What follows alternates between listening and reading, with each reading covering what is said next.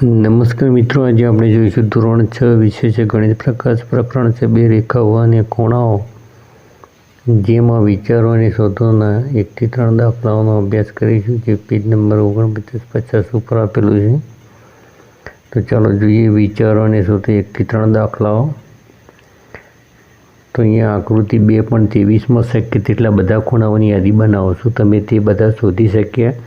હવે બધા ખૂણાઓના માપનું અનુમાન કરો, ત્યારબાદ માપક વડે ખૂણાઓ માપો. તમારા બધા અનુમાનોને કોષ્ટકમાં નોંધો. જુઓ કે તમારા અનુમાનો વાસ્તવિક માપથી કેટલા નજીકના છે. તો મિત્રો, અહીંયા જે આકૃતિમાં જે ખૂણાઓ આપેલા છે તે બધા ખૂણાઓની યાદી બનાવવાની છે. અનુમાન કાઢવાના છે કે કેટલા અંશનો ખૂણો હશે અને કોણ માપક વડે ખૂણાઓ માપી અને તેનો ડિફરન્સ કાઢવાનો છે. એટલે કે ખરેખર માપ અને અંદાજિત માપ વચ્ચે કેટલો તફાવત છે તે તમારે કાઢવાનો છે. તો ચાલો જોઈએ આકૃતિ દ્વારા. તો મિત્રો, અહીંયા જે આકૃતિ આપેલી છે તેને આપણે વ્યવસ્થિત રીતે સમજી લઈએ. તો અહીંયા જે ખૂણો છે તે લગભગ 107 અંશનો ખરેખર બને છે. આપણે એનું અનુમાન કરેલું હતું 100 અંશનો ખૂણો, એટલે કે ખૂણો PAC અહીંયા મળી રહ્યો છે 107 અંશનો. પછી ખૂણો ACDની વાત કરીએ તો એ છે લગભગ 73 અંશનો ખૂણો છે, અને આપણે એનું અનુમાન કરેલું હતું 80 અંશના ખૂણાનું. એટલે કે અંદાજ કરતો અહીંયા 7 અંશ ખૂણો કેવો છે? નાનો છે. ખૂણો ACD જમણી બાજુના માપ ધ્યાનમાં લીધા તો 73 અંશ છે. પછી ખૂણો CDL. તો મિત્રો, અહીંયા CDL સીધી રેખા ઉપર આવેલું છે, એટલે કે 180 અંશનો ખૂણો હશે. એટલે આ અનુમાન કેવું છે આપણું ખરું છે. પછી ખૂણો DLP. તો ખૂણો DLP, તો આપણે DLPની માપી લઈએ. તો અહીંયા DLP લગભગ 90 અંશ ઉપરનો ખૂણો છે, એટલે કે 97 અંશ છે. અહીંયા 100 અંશમાં 3 અંશ ખૂટે છે, એટલે કે અહીંયા જે ખૂણો DLP છે એ 97 અંશનો ખૂણો છે. એટલે કે આપણે ખરેખર જે ખૂણો મળી રહ્યો છે 97 અંશનો છે ને અંદાજિત માપ હતું 100 અંશ. હવે ખૂણો LPRનું માપ લઈએ. LPR જે ખૂણો છે એ પણ આપણને મળી રહ્યો છે 97 અંશ. એના પછી છે ખૂણો PLS. તો ખૂણો PLS, તો અહીંયા ખૂણો જે PLS છે મિત્રો, અહીંયા 90 અંશ કરતાં નાનો છે, 83 અંશનો. તો અહીંયા 83 અંશનો ખૂણો મળી રહ્યો છે, એટલે કે અંદાજિત જે માપ હતું એના કરતાં 2 અંશ નાનો છે ખૂણો.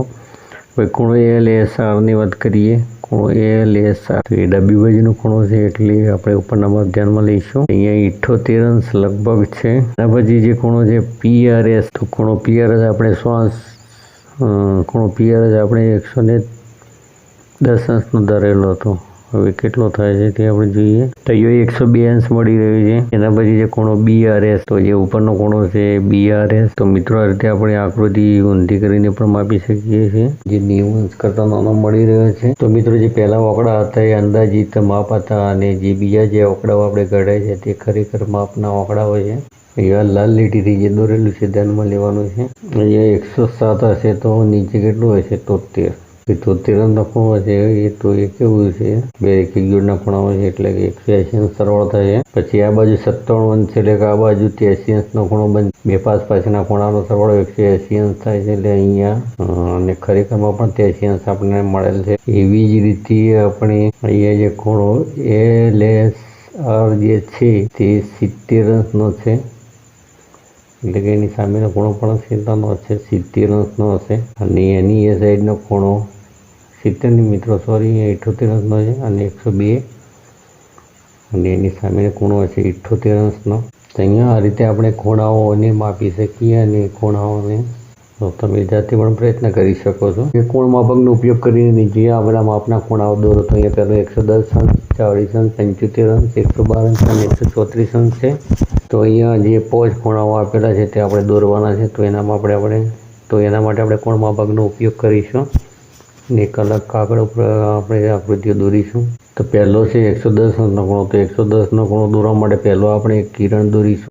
જે ટપકું જે છે, જે છેડાવાળો ભાગ છે એના પર કોણ માપકને લીટી પર લીટી આવે એ રીતે કોણ માપકને શિરોબિંદુ પર શિરોબિંદુ આવે તે રીતે ગોઠવી અને અહીંયા આપણે 110 અંશનું માપ કાઢી રીતે 2 ટપકાઓને જોડી દેવાના છે. એ પણ એક કિરણ હશે, કેમ કે ખૂણાઓમાં 2 કિરણો હશે અને વચ્ચે ખૂણો રચાશે. તેવી રીતે બી જે 40 અંશનો ખૂણો આપણે દોરવાનો છે. તો મિત્રો આમાં પણ એ રીતે એક કિરણ દર્શાવવાનું છે. પહેલાં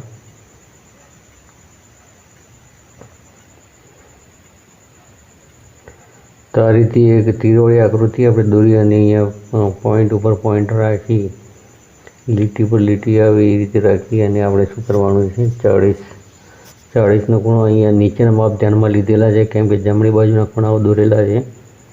તો આ રીતે આપણે 40 અંશનો ખૂણો દોરી શકીએ. નીચેના માપ છે. હવે ત્રીજા નંબરમાં છે 75 અંશનો ખૂણો. તો 75 અંશનો ખૂણો પણ આપણે આ રીતે દોરી શકીએ છીએ. પહેલાં એક કિરણ દોરી અને એક ટપકું અહીંયા કરી ટપકા ઉપર અહીંયા કોણ માપકનું કેન્દ્ર રાખી અને આ રીતે આપણે 75 અંશનો ખૂણો દોરી શકીએ છીએ. પછી ડી છે 112 અંશનો ખૂણો. તો મિત્રો 112 અંશનો જે ખૂણો હશે 90 અંશ કરતાં કેવો હશે, મોટો હશે.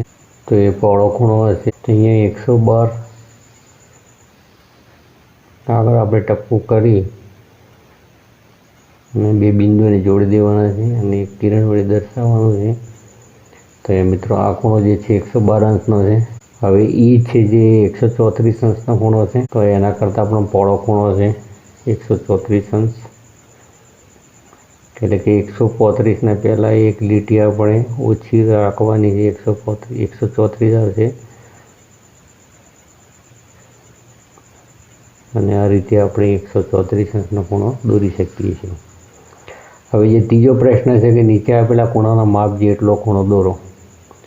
તો મિત્રો અહીંયા જે ખૂણો જેટલો છે એટલો આપણે ખૂણો દોરવાનો છે. એટલે કે એનો મતલબ કે આ ખૂણાની શું કરવાની છે, આપણે નકલ કરવાની છે. તો અહીંયા અમે માપીને રાખ્યું છે કે આ ખૂણો કેટલાનો છે, તો 120 અંશનો છે. તો આ બીજો પણ 120 અંશનો આપણે ખૂણો દોરવાનો છે. ત્યાં પહેલું એક કિરણ દોરી દઈએ. આ જે ખૂણો બનીને આપણે નામ આપીશું PML. હવે આ રીતે ખૂણ માપક રાખી અને તમે 120 અંશનો ખૂણો તમે દોરી શકો છો. જે દેખવામાં બેહુબ જ દેખાય છે, કેમ કે માપ અહીંયા એક જ છે. કિરણ મોટું હશે કે નાનું હશે તેને કોઈ લેવા દેવા નથી. અહીંયા જે ખૂણાની 2 જે ભુજાઓ કહેવાય એ 2 ખૂણાના શું છે, કિરણો છે. તો કિરણો નાના હોય કે મોટા હોય તેની ખૂણા સાથે કોઈ લેવા દેવા નથી.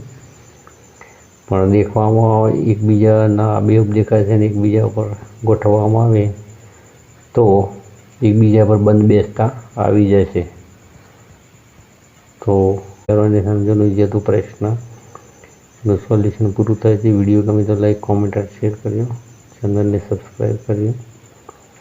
Thank you so much.